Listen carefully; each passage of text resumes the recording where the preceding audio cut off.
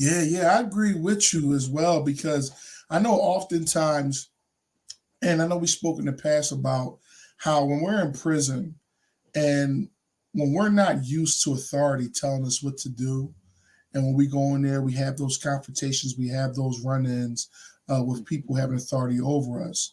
However, when we return to society, most people that parole out often have a parole officer as well. And a Mhm. lot of times they feel as though a parole officer can be too hard. Some parole officers can be jealous, especially if they see you advancing way more than them and things like that. So they'll have it out for you for some apparent reason.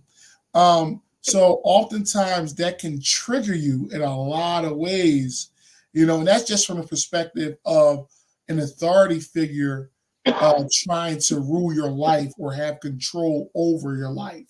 And that can really trigger a person a lot, you know.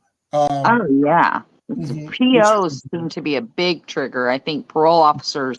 I think that we already have that mentality inside that those in authority over us sometimes use it and abuse it. So then you got to come out and answer to this other person who, I made my parole officer my best friend. I decided I was going to tell her everything and anything to the point like where she was like, "You don't have to tell me everything." I was like, "No, no, we going to talk about everything."